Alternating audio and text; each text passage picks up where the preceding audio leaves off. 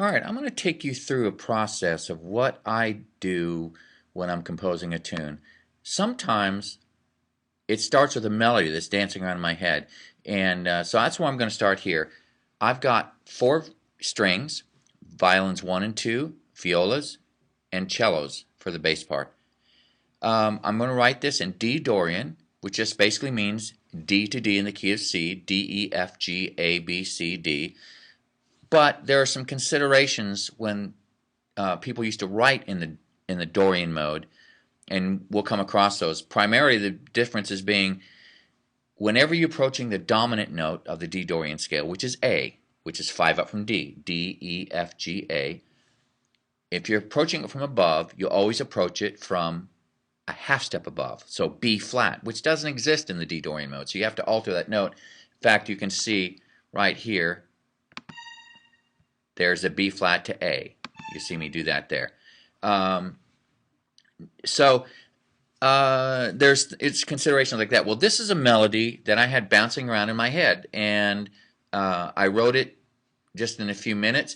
And this melody comes from just years of experience of listening, knowing what I like, and I sing this to myself.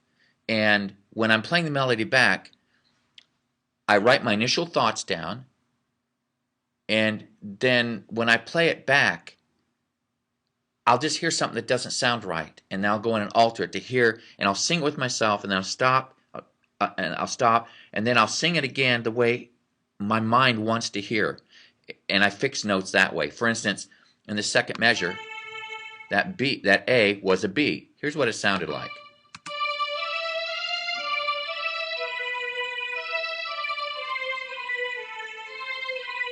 Okay, that didn't sound great to me, so what I did, I brought it down here like this, and this is what I was hearing in my head.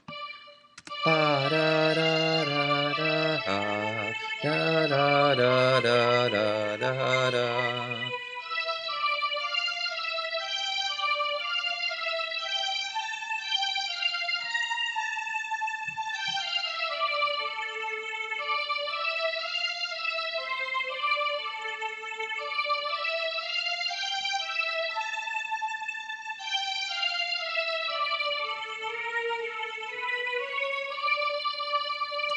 Okay, and then the next 16 bars just repeats that melody. I'm going to do something different there in a second. What I'm going to do is, my next step is to arrange the harmony parts for this. What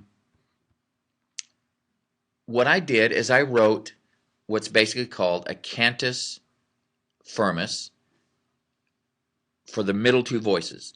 I put the cantus in the violins 2 part, and then I wrote the counterpoint in the viola part. Now, I wrote it in what's called species 1, which basically means one note per measure, and then a one-to-one note correspondence between the two parts. So you don't add a lot of things. It's all whole notes. So let me just go to Dorian 2 here, and let me just get this. I'll show you. Let me get rid of these other parts here so we can get a better look at it.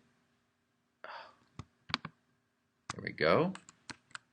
Oops, not what I wanted. Oh, I love myself some Control-Z undo functionality. Let me get rid of these parts here so they don't confuse us.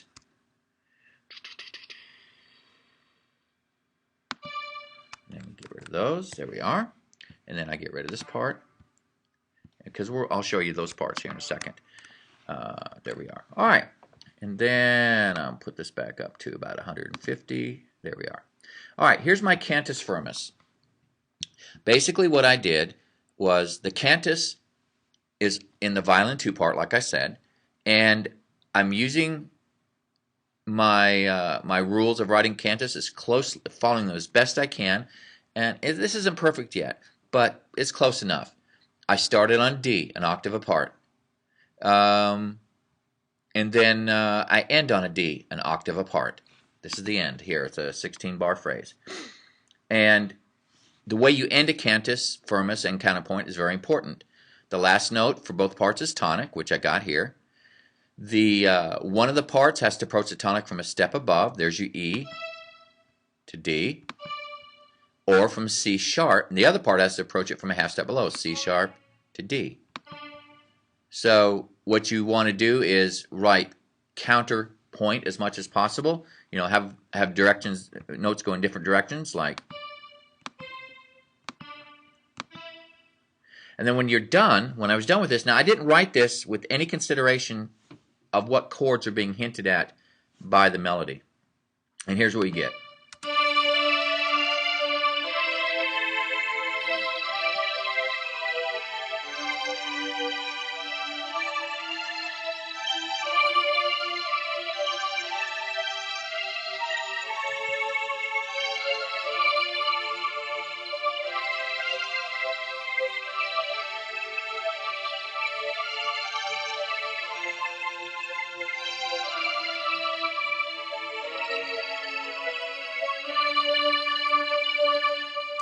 All right, so now I've added the cantus and then and a counterpoint. So the inner voices, violin 2 and violin and violas, I wrote with each other in mind. Cantus on the top and the viola in the counterpoint. Now, I've still got a bass part, a bass voice to do here.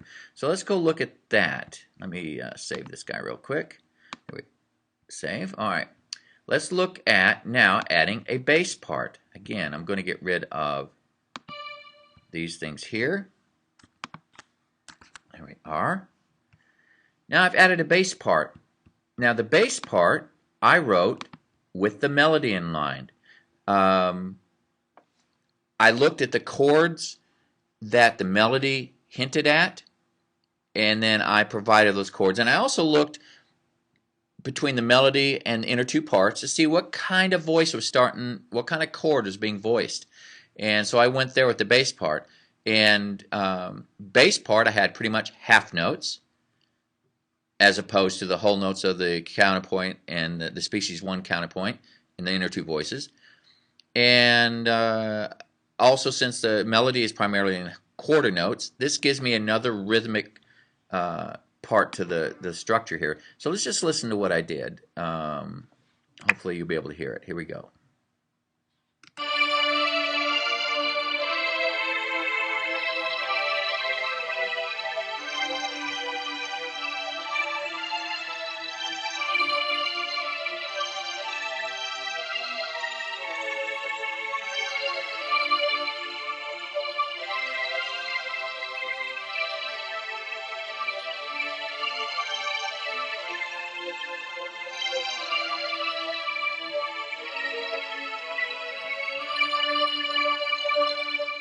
So the lesson here so far is, and again, this is still rough. I'm not finished yet. But I wrote the inner two voices, violins 2 and violas, in regards to each other. And then I wrote the violins 1 and the cellos, violoncello it says. I wrote those two parts considering each other. So now, what's left, what's next is I repeated the melody again for another 16 bars. Let me save that. And then what I did was I wanted to change the sense and the feel. Same melody, but for the B section, I want to be different. See how I did whole notes here? Well, I settled on a rhythm. Dun, dun, dun, dun, dun, dun, dun, dun, dun, dun, dun. And I used the same notes from the counterpoint part and the cantus part, but I kept the rhythm going for all the second violin, the viola, and the cellos. And then I modified, altered the last measure a little bit between all these so that I could make it sound more better. So let's just listen to what this new section sounds like. I'm going to finish it first so you hear it.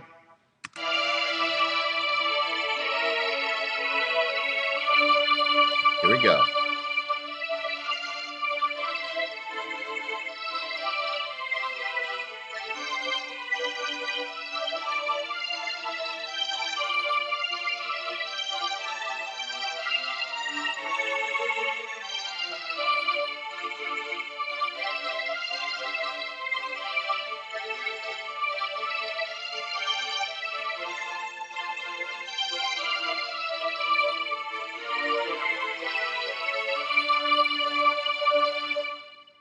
Excellent.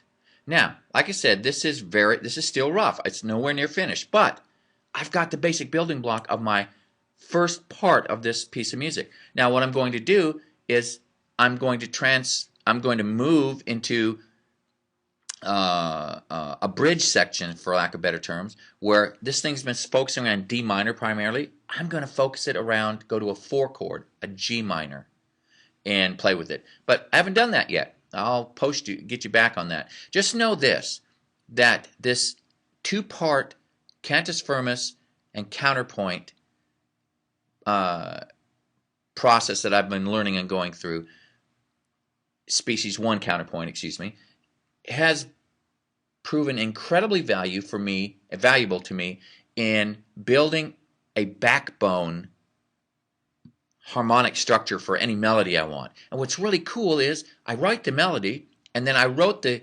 counterpoint and the cantus without regards to the melody. I didn't pay attention to the melody and change my notes around for that. What I did was just wrote, and you could see all this stuff coming out. Now, I will make one exception to what rule I just said.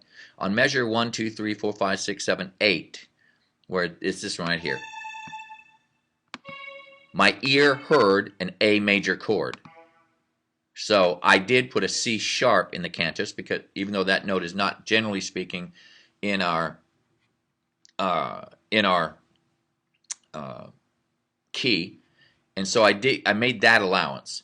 But having said that, oh my gosh, this is really taking shape. Now I'm probably going to go back and modify the melody to make it a little bit more flowy and make it not so quite stiff and up and down. But can you see how this thing is coming along? I'm going to play it through one more time, and then we'll be done. Here we go.